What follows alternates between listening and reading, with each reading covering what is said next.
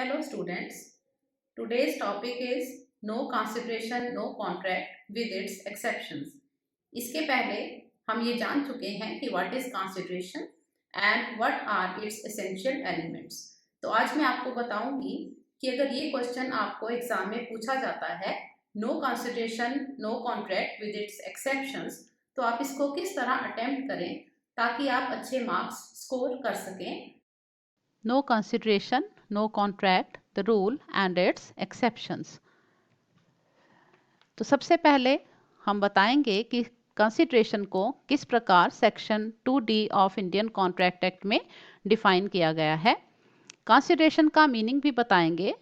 Consideration means something in return और something for something और compensation और क्विड प्रो क्यू.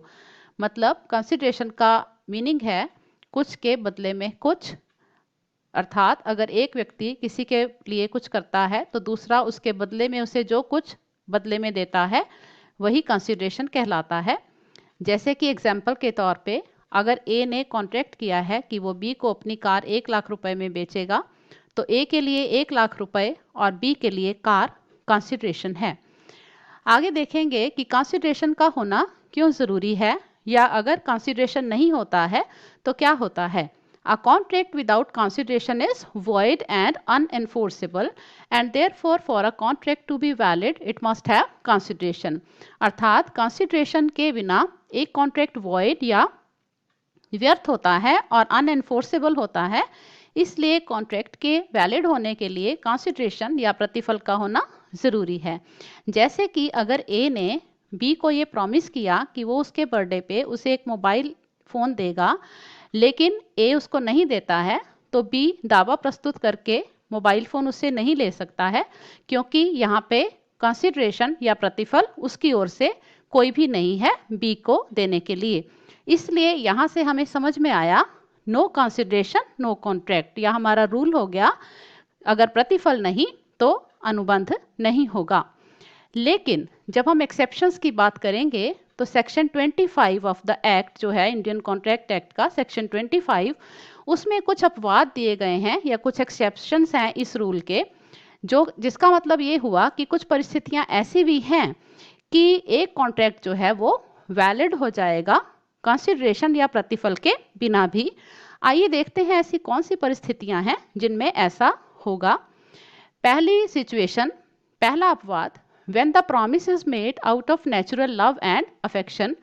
यदि कोई भी प्रॉमिस जो है वो पारस्परिक स्नेह के कारण किया गया हो. सेक्शन 25(1) में ये दिया गया है. इस सेक्शन में ये कहा गया है कि अगर कोई भी promise out of natural love and affection किया जाता है तो कंसिडरेशन के ना होते हुए भी इसको वैलिड माना जाएगा. लेकिन ऐसा तब होगा अगर निम्नलिखित 4 एलिमेंट्स या 4 जो तत्व हैं वो पूरे होंगे. पहली बात, ऐसे एग्रीमेंट का रिटर्न में होना ज़रूरी है. दूसरा, ये एग्रीमेंट रजिस्टर्ड होना चाहिए. तीसरा, जो अनुबंध के पक्षकार हैं वो इंटीमेटली रिलेटेड होने चाहिए या उनमें आपस में निकट संबंध होना चाहिए. और चौथी बात कि ये जो है नेचुरल लव एंड अफेक्शन हो दोनों पार्टीज़ के बीच में. एग्जाम्पल के तौर पर ए ने प्रॉमिस किया है बी को कि वो 1,00,000 रुपए अपनी डॉटर को out of natural love and affection देगा और ये प्रॉमिस उसने राइटिंग में किया है और रजिस्टर्ड भी है. तो ये एक वैलिड कॉन्ट्रैक्ट बनेगा क्योंकि दोनों के बीच में निकट संबंध है क्योंकि दोनों फादर और डॉटर हैं. तो ये चारों बातें क्योंकि पूरी हो रही हैं तो डॉटर की ओर से कोई कंसिडरेशन ना होते हुए भी इस अनुबंध को वैलिड माना जाएगा. दूसरा एक्सेप्शन या दूसरा अपवाद क्या है देखते हैं. When the promise is made to compensate for a voluntary service.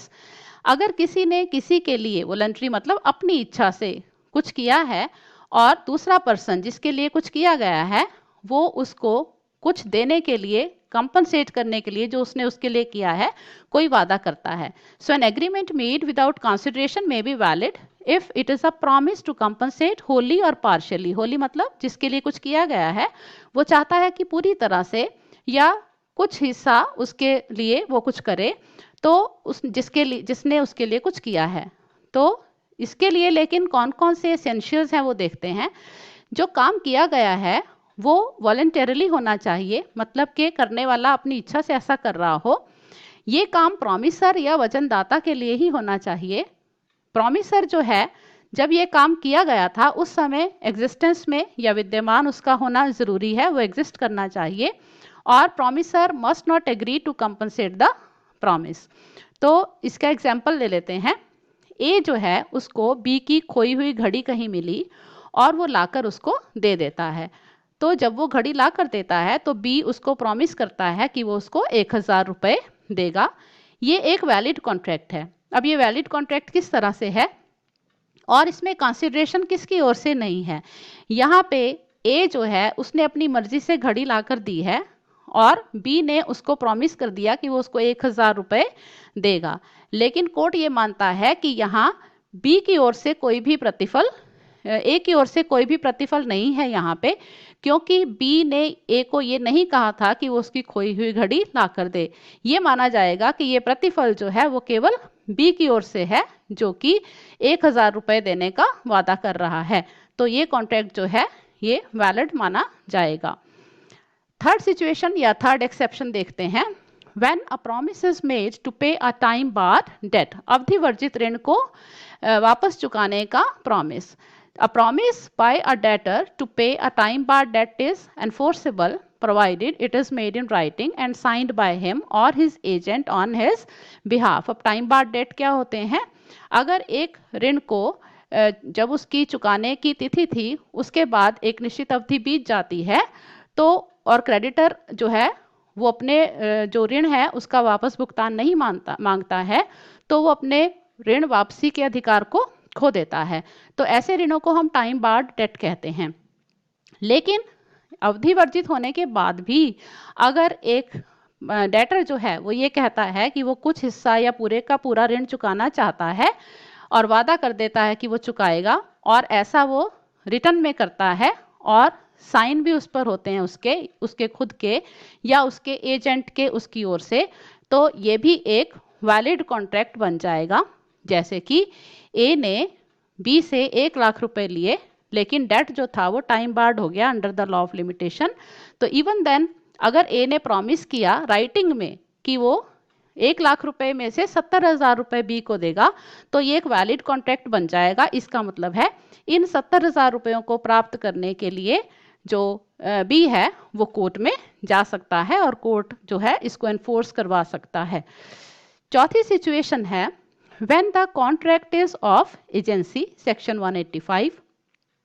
N agent is a person who acts on behalf of his principal. So दो पार्टीज हो गई, एक वो जिसने एजेंट की नियुक्ति की है जिसको प्रिंसिपल कहते हैं, और जिसकी नियुक्ति की है उसको एजेंट कहते हैं। तो एजेंट जो है वो अपने प्रिंसिपल को रिप्रेजेंट करता है। सो सेक्शन 185 ये कहता है कि ज़रूरी नहीं है कि एजेंसी जो है वो बिना कंसिडरेशन के ही हो, कंसिडरेशन के साथ भी एजेंसी हो सकती है, लेकिन बिना कंसिडरेशन के भी एजेंसी हो सकती है।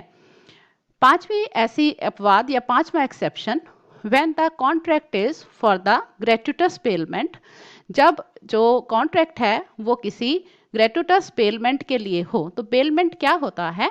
पेमेंट कब होता है? जब एक व्यक्ति अपने गुड्स को, जो उसकी गुड्स हैं वो किसी कारण से, किसी उद्देश्य से दूसरे पर्सन को देता है, इस शर्त पर कि जो गुड्स हैं जो उसने दी हैं वो उसको वापस कर दी जाएंगी।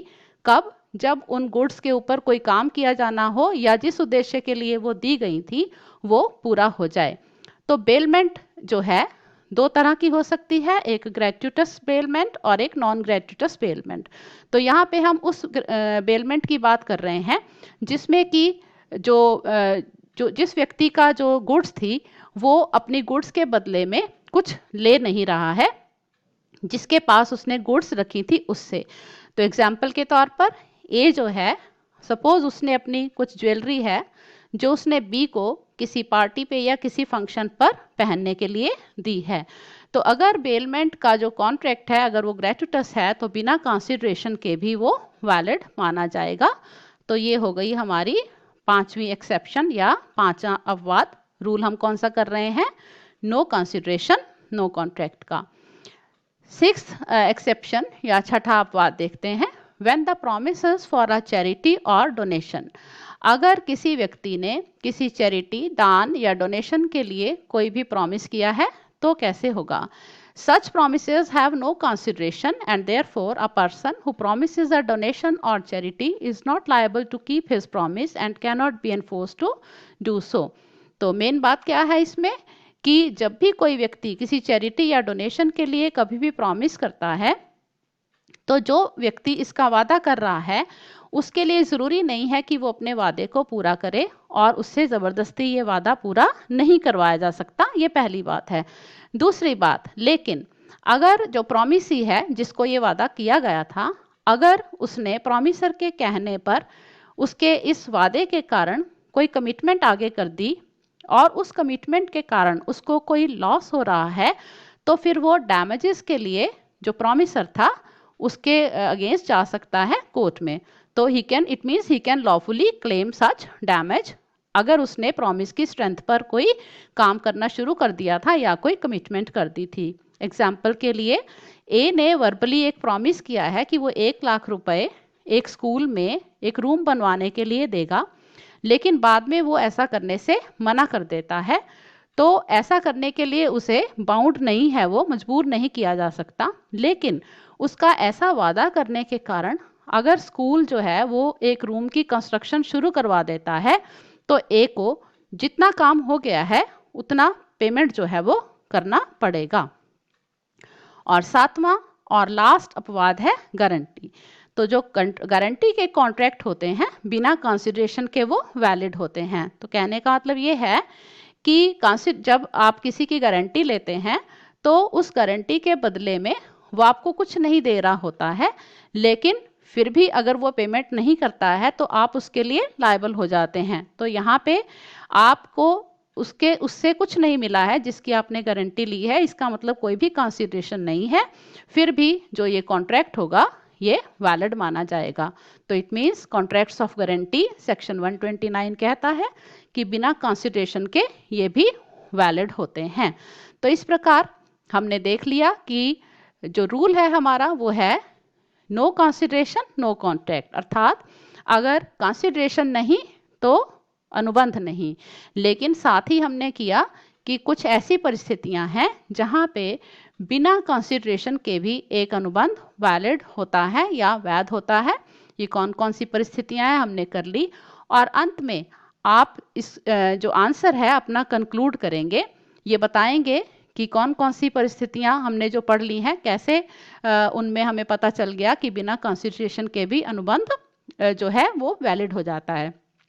तो ऐसा जो क्वेश्चन होते हैं स्टेटमेंट वाले, उसमें आपको एंड पे कंक्लूजन या निष्कर्ष अवश्य देना चाहिए। तो एंड पे आप कंक्लूड करेंगे कि वैसे तो बिना प्रतिफल के अनुबंध व्यर्थ होते हैं, लेकिन कुछ परिस्थितियों में बिना प्रतिफल के भी अनुबंध वैध या वैलिड होते हैं। सो आई होप आपको ये समझ में आ गया है। So thank you so much.